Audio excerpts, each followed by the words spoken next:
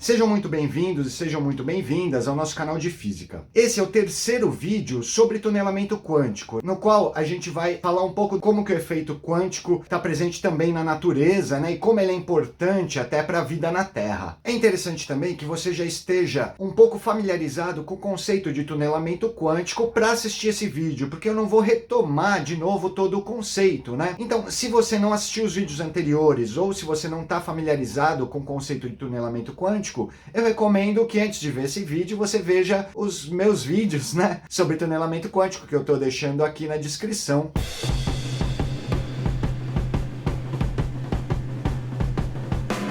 Então a gente vai começar essa discussão falando de uma coisa essencial para a vida na Terra, né? Que é a luz do Sol, por exemplo. A luz solar, ela só pode ser gerada porque existe o efeito de tunelamento quântico dentro lá do núcleo do Sol. Vamos pensar um pouco em como funciona uma estrela, né? Ou como uma estrela nasce, como que ela consegue gerar energia. Vocês sabem como que é? Provavelmente muitos de vocês sabem que a energia gerada numa estrela ela vem por causa da fusão nuclear. Vou falar desse fenômeno de uma forma um pouco superficial, dando foco apenas no que a gente precisa saber para compreender o tema deste vídeo, que é o tunelamento quântico.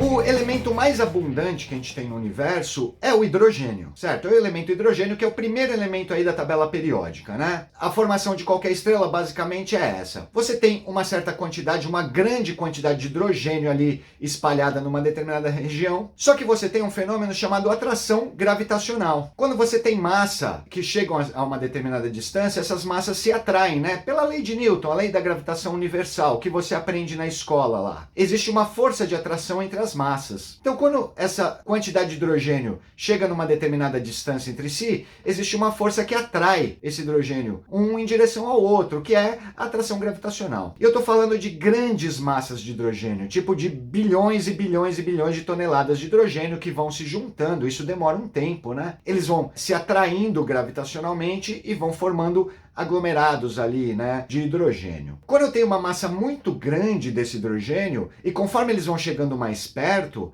essa força de atração gravitacional vai aumentando, né? A lei da gravitação universal do Newton, ela diz que a força é inversamente proporcional ao quadrado da distância, ou seja, quanto mais próximo eles chegam, mais forte vai ser essa força de atração gravitacional. O que acontece? Você começa a criar uma pressão ali nessa massa de hidrogênio. O que vai acontecer? Vai haver uma pressão muito grande, você vai diminuindo o volume desse hidrogênio, aumentando a pressão e naturalmente você vai aumentando a temperatura desses átomos de hidrogênio, né? Os átomos de hidrogênio que a gente está falando aqui, a gente pode entender como sendo um próton. Vamos entender assim, né? Um próton é o núcleo de um átomo de hidrogênio. Esses prótons, vamos falar em prótons aqui, que são o núcleo do átomo de hidrogênio, eles vão se juntando cada vez mais e vai havendo uma pressão cada vez maior por causa da atração gravitacional e aquilo vai se aglomerando.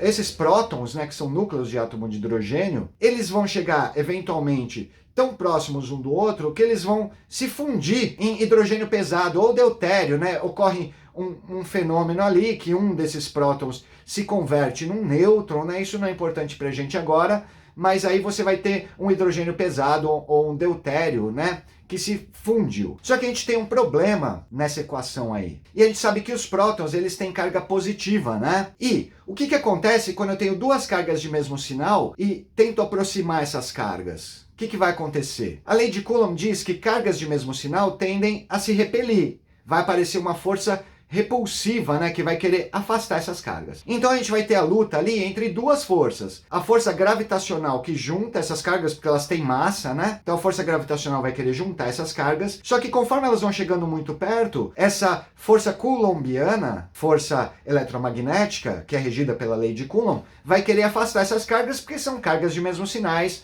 sinal, são prótons, né? Então elas vão chegando, só que vai aparecer uma força querendo afastar essas cargas. Agora, eu tenho uma massa muito grande pressionando. Esses núcleos de hidrogênio, que são os prótons, né? Conforme eu vou pressionando cada vez mais por causa da força gravitacional, eles vão ficando cada vez mais agitados, porque eu vou diminuindo o volume e vou aumentando a pressão, logo a temperatura deles aumenta. Então eles vão ter uma energia térmica, que nada mais é do que uma energia cinética de agitação aí dessas partículas, desses prótons. Essa energia térmica, que é a temperatura, que tem a ver com a temperatura, né? Não é a temperatura, mas tem a ver com a temperatura desses prótons, elas vão querer juntar esses prótons para gerar a fusão. Só que ao mesmo tempo eu tenho essa força repulsiva, que é a força de Coulomb, querendo afastar. Só vai haver a fusão nuclear quando eu conseguir romper essa barreira de potencial coulombiana, ou seja, quando eu conseguir romper essa força repulsiva, que quer repelir essas duas cargas de mesmo sinal. Então vai existir uma barreira, como se fosse uma parede, né? Uma barreira de potencial, que vai impedir que essas duas cargas positivas, que esses dois prótons, se fundam para formar um deutério, certo? Então, eu tenho que vencer essa barreira de potencial. Como a gente viu lá nos vídeos anteriores, na física clássica, e até agora eu só falei de física clássica, né? Na física clássica, para eu vencer essa barreira, só tem um jeito, eu tenho que ter mais energia do que a energia dessa barreira.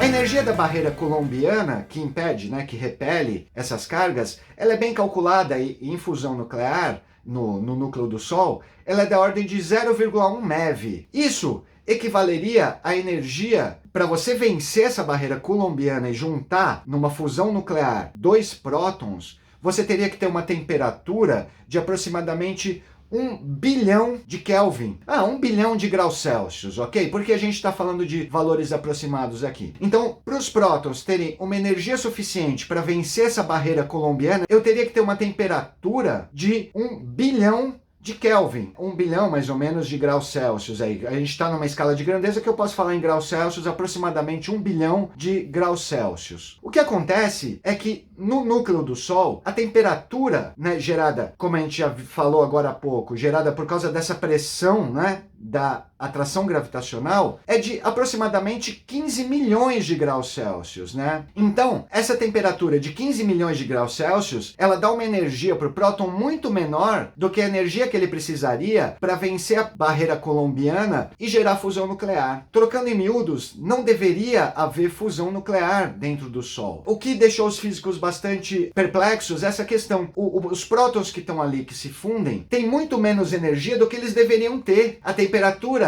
desses prótons, desses núcleos de hidrogênio, é muito mais baixa do que a previsão clássica da energia que eles tinham que ter para gerar a fusão nuclear. E vale lembrar aqui que é a fusão nuclear que gera toda a dinâmica do Sol e que acaba gerando, né, esse equilíbrio do Sol, né, que é por causa da fusão nuclear que a pressão gravitacional não colapsa tudo ali no núcleo do Sol. A fusão nuclear gera energia que faz uma pressão para fora, essa energia se equilibra da pressão gravitacional ali, e é por isso que o Sol é do jeito que ele é, e é por isso que ele produz essa radiação que a gente tem aqui na Terra e que é responsável pela nossa vida aqui na Terra. Se não houvesse, se o Sol não tivesse irradiando, né, essa luz que a gente recebe, a gente não teria vida na Terra, né? Agora, como que eu consigo explicar você ter partículas com uma energia muito menor do que energia suficiente para gerar a fusão nuclear, mas mesmo assim a fusão nuclear existe? É aí que entra a questão do tunelamento quântico. Na verdade, como a gente viu nos vídeos anteriores, na física quântica, as coisas são um pouco mais estranhas do que no nosso mundo macroscópico ou na física clássica, né? Então, na física quântica, mesmo quando eu tenho barreiras, né, de potencial, por exemplo, paredes separando alguma coisa, que é exatamente o que eu tenho ali, né? Uma parede de potencial. Essa parede não é física, ela é uma parede de força, digamos assim, né? Mas ela existe, ela tá lá. E o meu próton não tem energia suficiente para romper essa parede, para passar por cima dessa parede, né? Mas mesmo assim, ele consegue atravessar essa parede, através do fenômeno do tunelamento quântico. É aí que o próton vai se comportar aí como onda, é aí que a gente tem que recorrer à dualidade onda-partícula, né? E ao se comportar como onda, como a gente viu nos vídeos anteriores, ele vai tunelar, né, por essa barreira de potencial, ele vai atravessar essa barreira de potencial, mesmo sem ter energia para isso. E aí, ao atravessar, ele vai se fundir ali com outro próton, vai gerar o deutério. Depois, esse deutério eventualmente recebe outro próton e vira um trítio, né? E aí, um deutério e um trítio, ou dois deutérios, se fundem para formar um elemento chamado hélio.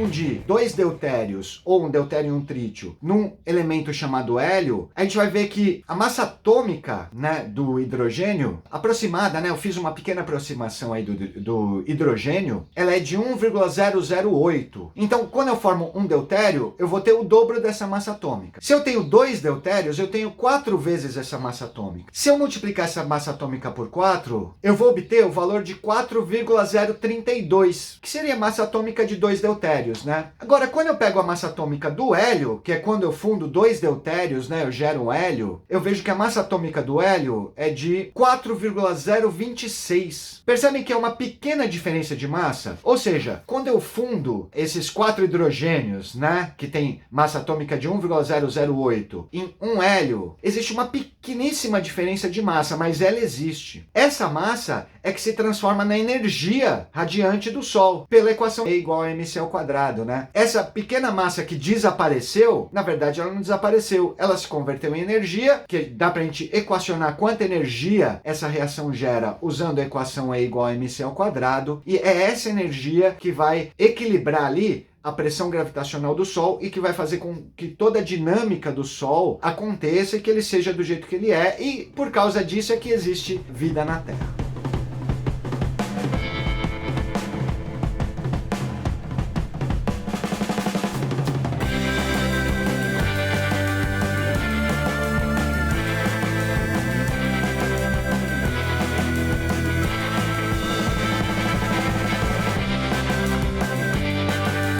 Muito obrigado para você que assistiu esse vídeo até aqui e até a próxima.